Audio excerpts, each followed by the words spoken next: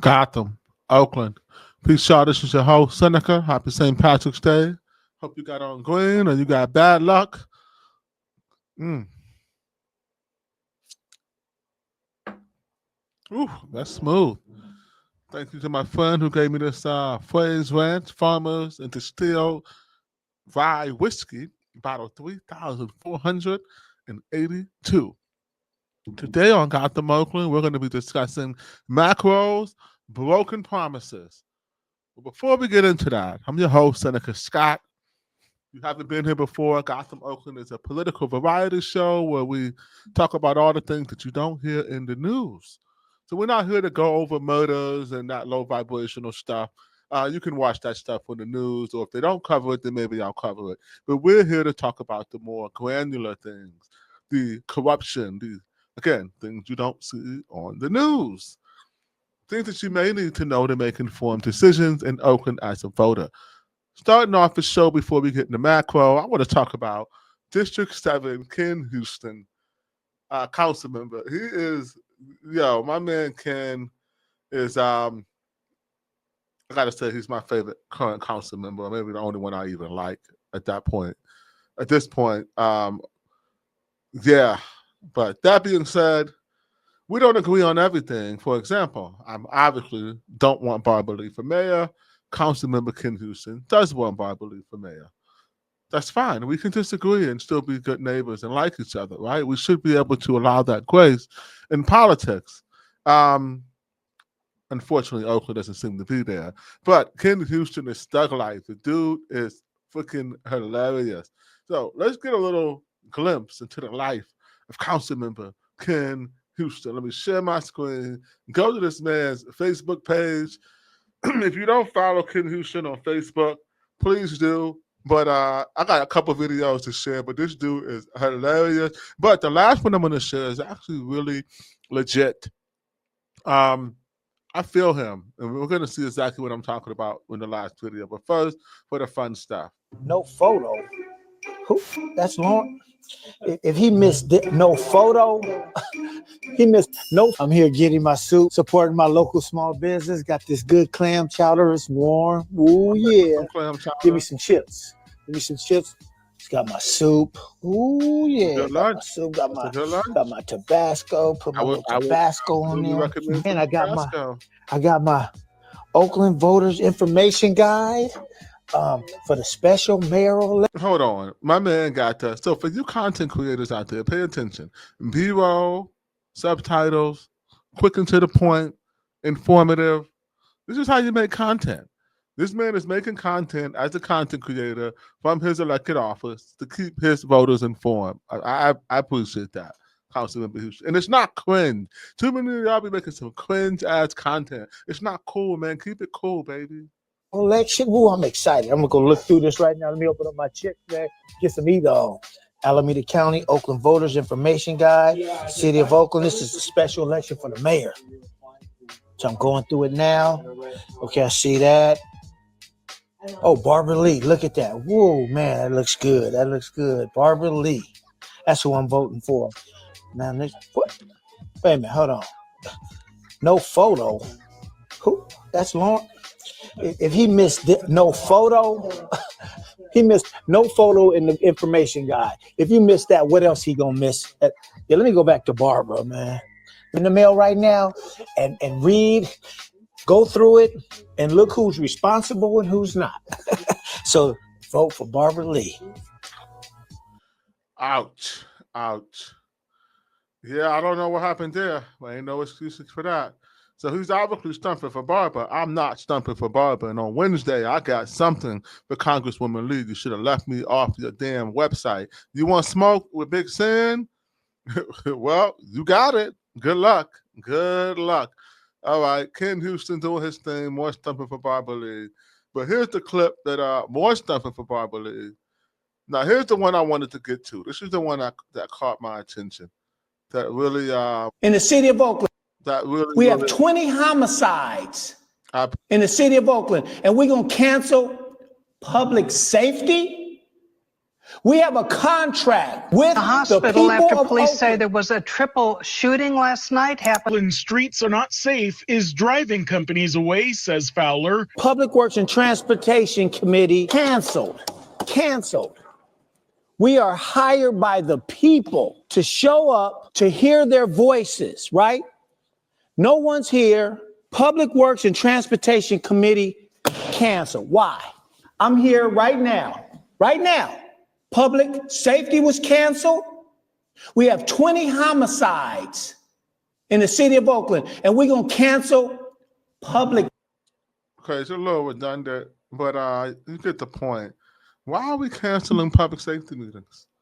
When there are 20, I think it's 22 homicides. I think since we recorded this, we've had 2 murders in Oakland. So why, including one just a few hours ago, why are we canceling public safety meetings?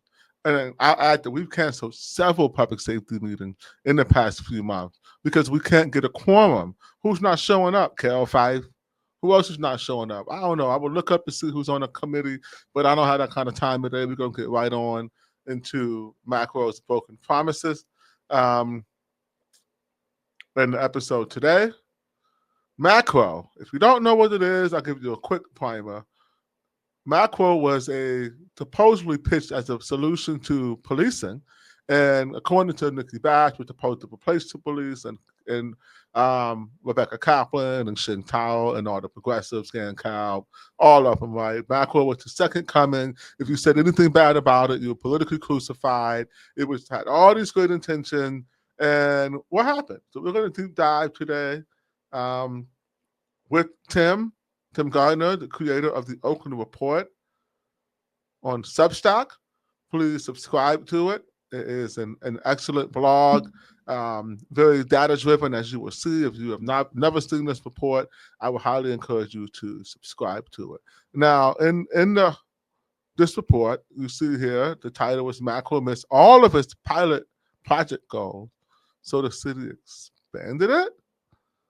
M.A.C.R.O. was pitched as a panacea that would reimagine public safety. Remember that? First it was defund the police. Then it was reimagine public safety. Now it's public safety is our number one priority. Funny how that went, right? No one talks about reimagining anymore, but I guess that language isn't popular. So instead of improving lives, it cost the city $10 million during the fiscal crisis with little to show. Now, for a city with $4 or so billion budget, $10 million may not seem like a lot. I mean, what? We spend tens of millions of dollars on needless legal bills. So what's another few $10 million or so? But let's review this story, and I really want you to pay attention here. And I'll see you back Wednesday for a much longer, more intense episode as we go through everything Barbara Lee has done in her career that we can, hold her accountable to her record, as she's been saying. She's running on her record. So let's actually take a look at what she's been doing or not doing as a congresswoman. But let's start with here. In 2020, M.A.C.R.O.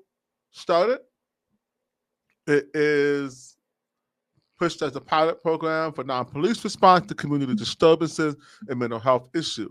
It had 5 council-mandated goals to reduce police service load and decrease the negative impacts of policing on selected populations.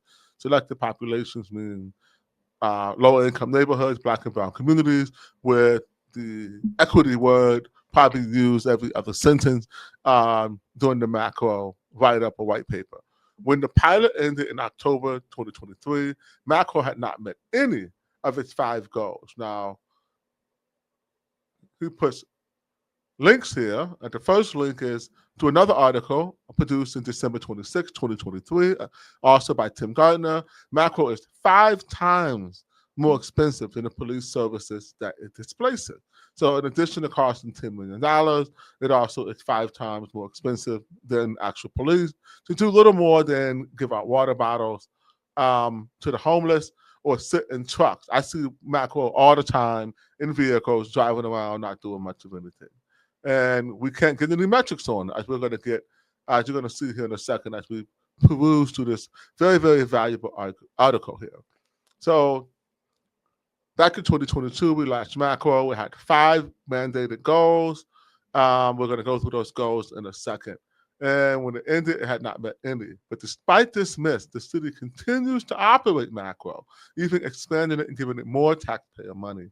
In 2024, M.A.C.R.O introduced several operational changes, presumably aimed at improving performances. However, these included expanding services from just 7 to 14 hours a day and finally adding a dedicated direct phone line. You heard that right. I mean, I got a drink off of this one. Hold on. When they launched the M.A.C.R.O pilot program, it didn't have a dispatch line. And fire was taking those calls, just so you know. So Tim actually went to meet with Elliot Jones, the M.A.C.R.O program manager, and Michael Hunt, the public information officer for the Oakland Fire Department. And he also examined M.A.C.R.O's operational performances using 2023 and 2024 data recently published by their program. Thank you for finally publishing something, as well as city financial and policing data. Great research, Tim. Really good stuff. I really hope you subscribe to the Oakland Report. And if you're watching this and it's nighttime, put your pinkies up. Have another sip, sip, sip. That wasn't much, but I got to get back to the program. Okay, well, waste our time here. So anyway, this changes improve one element of the program. It boosted the number of dispatch calls handled by M.A.C.R.O, but the change did not improve service efficiency or effectiveness. M.A.C.R.O is still failing to meet all of its 5 mandated objectives, and on nearly all metrics of service delivery, M.A.C.R.O has declined compared to 2023. Fewer contacts made, fewer individuals served, and increased expenditures from the city's general purpose fund and increased cost per contact. You heard that right. We're going backwards, but giving it more money. Now, on the other hand, when Tim met with Mr. Jones, and this is what I found very interesting about the article, he argues that there's strong anecdotal evidence that these services are making a powerful rise in the difference of the homeless individual M.A.C.R.O has responded to. And they're saying they've responded to 5,000 to 10,000 homeless people over nearly 3 years of operation. Again, mainly handing out water bottles, first aid, or referring them to social services. I've called M.A.C.R.O, and I'm not going to have this video when I publish this tonight, but I will add it on social media later. I've called M.A.C.R.O for my neighbors, who I've seen out there in the streets with mental health problems and dehydrated and obviously, going through it. Could not get them to come. It was hours, and I don't think they ever showed up. But if they did show up, they can't do anything. They have no right to compel someone to actually take help. So what they end up doing is giving them a water bottle and referring them to someone else. So, for example, before M.A.C.R.O started, he said he had somebody become dehydrated while panhandling and required a fire engine to attend to dehydration. So they're stopping dehydration. $10 million to stop dehydration for the homeless. You can give community members water bottles. We can drop off water bottles to the unhoused. You can use Urban Compassion Project to drop off water bottles to the unhoused. I think we have a lot more options here. But anyway, let me keep going. But M.A.C.R.O does not quantify its impact on homeless residents' quality of life. And that makes it hard to define M.A.C.R.O's value objectively. We need objective data when we're spending our very scarce tax dollars that's probably going to be getting more scarce as the economy continues to backslide. And that means less tax dollars, right? And less revenue due to more crime, meaning less tax dollars. So we need to tighten up. The problem is that particularly urgent given the deficit. I just said that. All right. I'm just kind of reading this article. As you can see, it's sort of phoned in today, but you should read this yourself. So 3 years of operational data prove that M.A.C.R.O is not a replacement for policing. I would think that some of the data sets that I found very, very interesting is that M.A.C.R.O, again, looking at the data, has a negligible impact on police and fire service load. It receives an average of 3.3 calls a day. I'm sorry, Oakland. These woke progressives are crazy. 3.3 calls a day, representing 0.16 of the 750,000 calls that the Oakland Police Department receives annually. Let me say that again. M.A.C.R.O, after all the performative altruism, after all the hopium, all of this talk, all of this money, endless press releases and patting themselves on the back and Oakland side salivating over it and KQED saying, oh my God, M.A.C.R.O, everything's so good. M.A.C.R.O's so awesome. 3.3 calls per day. And 1.6 for 70,000 cars that fire department received. So even under the most optimistic assumptions, M.A.C.R.O is displacing at best 0.46% of OPD service value. This is why data is important. This is why progressives don't like to debate, because they know that we're going to bring up this data. Keep in mind, this is the blog that the Oakland Observer and Trash Night Heron, Jamie Hyphy, whatever his name is, cause propaganda. But we cite our sources. Is this suggestion that M.A.C.R.O does work? I would love to have actual debates over these things, but again, no one will show up. So let's talk about the 5 data points and what was supposed to happen. What was M.A.C.R.O supposed to deliver? And did it actually deliver on those things, like the broken promises, right? What promises were broken? Let's get on back to it. Well, first of all, the expectations were not reasonable. They weren't grounded in any analysis of the problems that city council members sought to address. It was enthusiastically created. This is okay. Let me not. I'm reading this verbatim again. Let me paraphrase. M.A.C.R.O is basically the byproduct of the defund the police movement. Defund the police movement wants to take. M.A.C.R.O is in almost every progressive city in the country. Okay, we'll wrap this up quick and go to the data. We'll link the article. We're going to keep it moving so I can get ready for Wednesday's very important episode about Barbara Lee. But look, M.A.C.R.O doesn't work. It's a waste of money. It's road to hell, being paid with good intentions. It's putting money in the hands of, again, I don't think the nonprofits are associated with this, but M.A.C.R.O is the nonviolent police interventionists that the progressives thought were going to replace policing. And their goal, which for this type of community nonviolent policing, is to eventually replace the officers as we know, and everything will be all good. But it didn't happen. They created with promises it would address racial equity and public safety. It's made equity worse. Crime is getting worse in communities of color. Crime is getting worse in working class neighborhoods. Remarkably so. Oakland was the leading metrics in the nation for stolen cars in 2023, and things haven't gotten that much better. That crazy graveyard of dump cars that you see getting built back up in Deep East Oakland, even though Councilmember Ken Houston did get rid of it, those are our cars being stolen. M.A.C.R.O's not helping with that. It's not helping the homeless.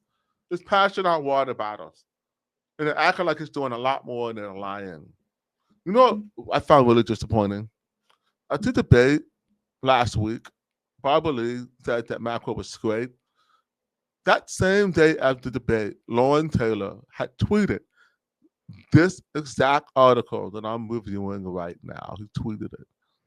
And he said M.A.C.R.O doesn't work. But in the debate, he didn't use that talking point. Why not? He had a perfect opportunity to show that Barbara Lee did not have a command of the information, and he passed on it. I do not understand it. I just don't get it. It's very frustrating. But anyway, it's easy to get frustrated in Oakland. Let me keep going through the article. I'm looking for the 5 things that we're supposed to help with. So, social service for the homeless, jobs for marginalized population, quality of life issues for the community, all while reducing public safety costs. Okay, that's 4. So what's the 5th? Oh, here we go. 5th, reduce Oakland police expense. 4, redirection of M.A.C.R.O identified 911 calls and increased connections of community-based services for people in crisis. Number 2, decreased criminal justice system involvement for people in crisis. People in crisis are homeless people who are acting up and going crazy or having drug episodes. And number 1, decreased negative outcomes from law enforcement responses to nonviolent 911 emergency calls, especially among Black, Indigenous people of color, BIPOC, biopic, or whatever. I never get that right, but you get what I'm saying. But it didn't work. Of course it didn't. Does M.A.C.R.O save the city money? No. You can read the article yourself. How much does M.A.C.R.O cost and who pays for it? We pay for it. It spent $3 million in 2023, an estimate of $5 or $6 million in 2024. And it doesn't work. It takes money away from police that we desperately need right now and fire stations that we need to keep open. And so all the data's here. I'm going to wrap this up, and I'm just going to kind of go through it. There's a lot here. I don't think there's anything else that is, oh no, this is important. How many people does it serve and what demographic? 94% of M.A.C.R.O's clients were the unhoused, homeless people. And 64 were Black and 92% are non-white. That does indicate that they're meeting their objectives to serve that demographic, but they're failing them. They're not compelling them to get any help for their drug addiction. They're not giving them healthy and nutritious food. They're giving them water bottles and referring them to services. And it's absolutely not a police alternative, which was argued to be a police alternative in 2020 and 2021. If you go back and look at the city council meeting, they talk about it over and over again. Anti-Police Terror Project, Cap Brooks, Carol Fife, Nikki Bag, Rebecca Kaplan, Dan Cobb, every single NGO, all the public sector labor unions, everyone, M.A.C.R.O, all the elected officials. I like M.A.C.R.O. M.A.C.R.O's great. I think even I had to say, yeah, I'm looking forward to M.A.C.R.O. They hadn't launched it at the time when I ran for mayor in 2022. And so we did have high hope. So we knew it wasn't going to work because there was no metric. We knew that there was no metric for success, and they were staffing it with a bunch of soggies. It's not worth it. So there's the data. And the reason I'm showing you all of this data is because the progressives are trying to act like the Oakland report is not a thoroughly researched, impeccably researched, I may add, political blog that has already broken stories nationally. I mean, Tim Gardner, again, thank you. Thank you so much for everything that you do, all the hard work you put into this, producing this exhaustive data, interviewing people, just going through everything to see what's actually working, and coming up with hypotheses, and then seeing if those hypotheses are correct.